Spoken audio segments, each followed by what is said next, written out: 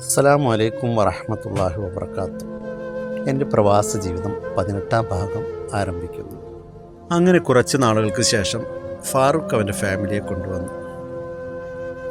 കൊണ്ടുവന്നപ്പോൾ ഫാറൂഖ് റൂം മാറി. അങ്ങനെ അവനാവശ്യമുള്ള സാധനങ്ങളെല്ലാം തന്നെ അങ്ങോട്ട് വാങ്ങി. റൂം ക്ലീൻ ചെയ്യാനും സാധനങ്ങൾ അടക്കി ഒതുക്കി വെക്കാനൊക്കെ ഞാനും കൂടെ പോയി സഹായിച്ചു. അങ്ങനെ കുട്ടികൾ വന്നതിന് ശേഷം മദ്രസയും സ്കൂളും ട്യൂഷൻ തുടങ്ങാൻ എന്നെ ഏൽപ്പിച്ചു. അങ്ങനെ ഞാൻ അവർക്ക് മദ്രസയും സ്കൂളും ട്യൂഷൻ ആരംഭിച്ചു. അങ്ങനെ വളരെ ഹാപ്പിയായി തന്നെ ഞങ്ങൾ കഴിഞ്ഞുകൂടി. ഇന്നിപ്പോൾ ആ കുട്ടിയുടെ ഒരാളുടെ വിവാഹം ജൂലൈ മാസത്തിൽ ഉണ്ടാകും. അവനന്ന് 6-ാം ക്ലാസ്സിലായിരുന്നു പഠിച്ചിരുന്നത്. ഫാറൂഖും ഫാമിലിയും വളരെ സന്തോഷത്തോടുകൂടി കഴിയുന്നത് കണ്ടപ്പോൾ എനിക്ക് എൻ്റെ ഫാമിലിയെ കൊണ്ടുവരണമെന്ന് ആഗ്രഹിച്ചു. എൻ്റെ മക്കൾ എൻ്റെ അടുത്തുണ്ടായിരുന്നെങ്കിൽ ഇതുപോലെയൊക്കെ ഞങ്ങൾ സന്തോഷമായി കഴിയില്ലേ എന്നൊക്കെ എൻ്റെ മനസ്സിൽ ചിന്തിക്കാൻ തുടങ്ങി. പക്ഷേ അവരുടെ പോലെയുള്ള ജോലിയോ സാലറിയോ ഒന്നും എനിക്ക് തന്നെ ഇല്ലല്ലോ.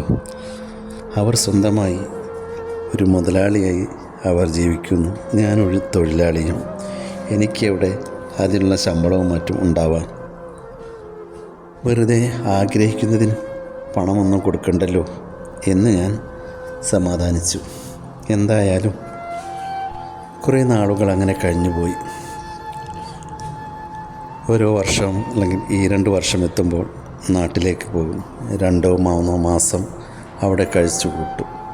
പിന്നെ വളരെ ദുഃഖത്തോടു കൂടി വീട്ടിൽ നിന്നും യാത്രയാവും. അങ്ങനെ വർഷങ്ങളോളം കഴിച്ചു കൂട്ടി. അതിനിടയിൽ സാബിക്ക് ഇടയ്ക്കിടെ തലവേദന വന്നുകൊണ്ടിരുന്നു. പിന്നെ അതുപോലെ തന്നെ അവളുടെ ഒരു ബ്രസ്റ്റിനുള്ളിൽ എന്തോ ഒരു ചെറിയ തടിപ്പ് പോലെ അവൾക്ക് തോന്നി. എന്നോട് കുറേ നാളതൊക്കെ പറയാതെ നിന്നു. പിന്നെ എൻ്റെ മോളും വലുതായി തുടങ്ങിയല്ലോ. മോളോട് കാര്യങ്ങളൊക്കെ അവൾ പറഞ്ഞു. ഇനി അധികം നീട്ടി വെക്കേണ്ട, നമുക്ക് എന്തായാലും ഡോക്ടറുടെ അടുത്ത് പോകാം. അവർ 2 പേരും ഡോക്ടറുടെ അടുത്ത് പോയി. അങ്ങനെ ടെസ്റ്റ് ചെയ്തപ്പോൾ അവർ ഞെട്ടി. കാരണം അതിൽ നിന്നും ഒരു കഷ്ണം എടുത്ത് തിരുവനന്തപുരത്തേക്ക് ടെസ്റ്റിനായി അയച്ചു.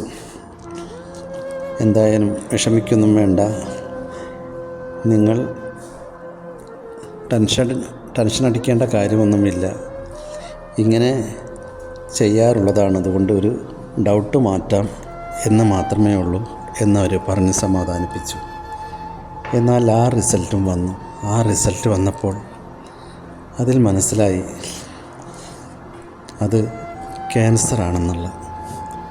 അവളധികം പേടിക്കാനോ വിഷമിക്കാനോ ഒന്നും ഇന്നില്ല. പക്ഷേ അവൾക്ക് വിഷമം എന്നെക്കുറിച്ചായിരുന്നു. ഞാൻ എങ്ങനെയായിരിക്കും ഇത് കേട്ടാലുള്ള എൻ്റെ അവസ്ഥ എന്നായി അവൾക്ക്. അങ്ങനെ ഒരു ദിവസം മോൾ എനിക്ക് ഫോൺ ചെയ്തു. വാപ്പാ, ഉമ്മയെ ഡോക്ടറെ അടുത്ത് കൊണ്ടുപോയി കാണിച്ചു.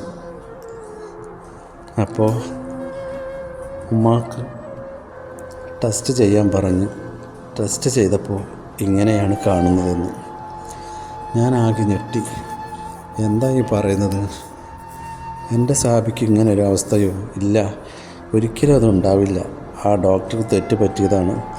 നിങ്ങൾ ഒരു കാര്യം ചെയ്യും, മറ്റൊരു ഡോക്ടറെ കാണിക്കൂ എന്ന് ഞാൻ പറഞ്ഞു. അതിനുശേഷം സാബി എനിക്ക് വിളിച്ച് എന്നോട് പറഞ്ഞു, ടെൻഷനൊന്നും ആവേണ്ടെന്ന്, നിങ്ങൾ എന്തിനാണ് വിഷമിക്കുന്നത്? അങ്ങനെയൊന്നുമില്ല, ആ ടെസ്റ്റ് ചെയ്തത് അതിനിങ്ങനെ കാണുന്നുണ്ട്, അതിനിങ്ങനെ പേടിക്കാനൊന്നുമില്ല. അള്ളാഹു വലിയവനല്ലേ. അപ്പോൾ എന്തായാലും ഒന്നും കാണാതെ റബ്ബ് ഒരു രോഗം തരില്ലല്ലോ. നമ്മളതിൽ ക്ഷമിക്കുക, അത്രയേ ഉള്ളൂ. ദുആ ചെയ്യുക. എന്തായാലും നിങ്ങൾ ടെൻഷൻ അടിക്കൊന്നും വേണ്ട എന്ന് പറഞ്ഞു.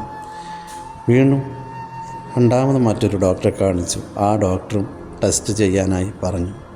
ആ ടെസ്റ്റിലും പോസിറ്റീവായിരുന്നു. അവളും ഞാനും ആകെ തളർന്നു.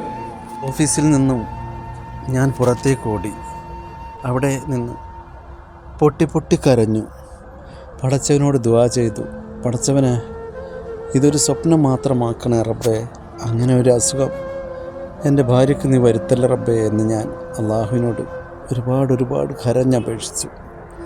പക്ഷേ എൻ്റെ സാബി പറഞ്ഞതുപോലെ അള്ളാഹു ഒന്നും കാണാതെ ഒരാൾക്കും ഒരു ബുദ്ധിമുട്ട് വരുത്തില്ലല്ലോ, അതിലെന്തെങ്കിലും ഗുണം കണ്ടിട്ടുണ്ടാവും എന്ന് ഞാൻ സമാധാനിച്ചു.